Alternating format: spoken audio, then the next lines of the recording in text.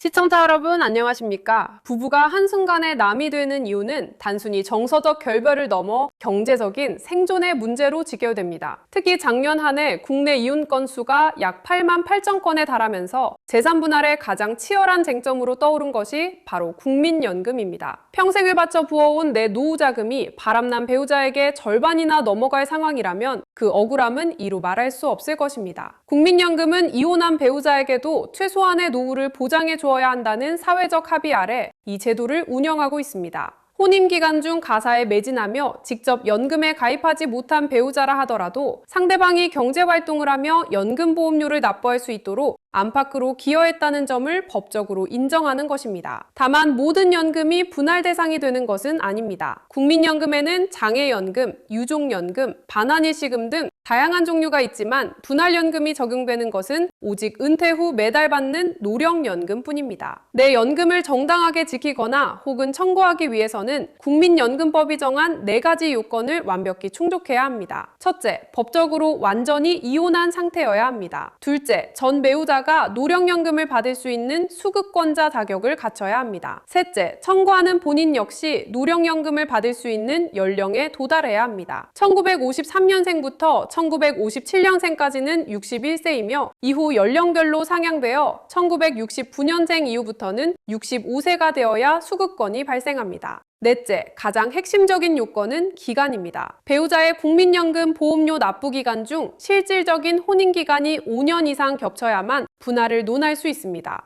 나 몰래 바람 피우고 집 나간 배우자에게까지 내 피 같은 연금을 떼어줘야 하느냐는 항변에 대해 법원의 판단은 명확합니다. 결론부터 말씀드리면 실질적인 혼인 관계가 없었다면 떼어주지 않아도 됩니다. 최근 분할연금 취소 소송에서 승소한 A씨의 사례가 대표적입니다. A씨는 남편과 40년 가까이 결혼 생활을 유지하다 2021년 이혼했는데 남편이 아내의 노령연금을 분할해달라고 신청한 것이 발단이 되었습니다. 하지만 실상을 들여다보니 두 사람은 이미 2000년부터 사실상 별거 중이었고 남편은 외도 상대와 도거를 이어오며 가족을 외면해왔습니다. 그동안 아내는 홀로 식당 일과 청소를 하며 생계를 유지하고 힘들게 보험료를 납부해왔던 것입니다. 법원은 이 사례에서 국민연금법상 혼인기간은 단순히 서류상의 기간이 아니라 실질적인 공동생활이 이루어진 기간만을 뜻한다고 판결했습니다. 이에 따라 남편이 집을 나가 전출신고를 한 시점부터는 혼인관계가 실질적으로 종료되었다고 보고 남편에게 내린 분할연금 지급 결정을 전격 취소했습니다. 분할연금 요건을 모두 갖췄더라도 가만히 앉아있으면 국가는 절대로 먼저 챙겨주지 않습니다. 자신의 권리는 스스로 행사해야 한다는 것이 법의 원칙인데요. 우선 청구 기한을 꼭 확인하셔야 합니다. 모든 요건을 충족한 시점부터 5년 안에 직접 청구하지 않으면 분할연금을 받을 권리는 영원히 사라지게 됩니다. 증빙자료를 챙기는 것도 무엇보다 중요합니다. 별거 기간이나 혼인관계가 파탄난 시점을 입증할 수 있는 법원의 판결문이나 결정문 등을 미리 확보해 두셔야 하는데요. 아무래도 공적인 제3자가 사실관계를 확인한 자료일수록 그 신빙성이 높기 때문입니다. 마지막으로 분할 비율입니다. 많은 분이 무조건 50대 50으로 나눠야 한다고 생각하시지만 꼭 그렇지는 않습니다. 최근에는 부부가 합의해서 분할 비율을 따로 정하는 경우가 많은데요. 국민연금공단 역시 당사자들이 합의한 비율을 최우선으로 존중해서 연금을 지급하고 있습니다. 이혼이라는 비극 앞에서도 내 노후 자금을 지키는 것은 정당한 생존권입니다. 단순히 서류상 혼인기간이 5년이 넘었다고 해서 지레 포기해서는 안 됩니다. 상대방의 외도, 가출, 장기간의 별거 등 실질적인 부부 생활이 없었음을 어떻게 논리적으로 소명하느냐가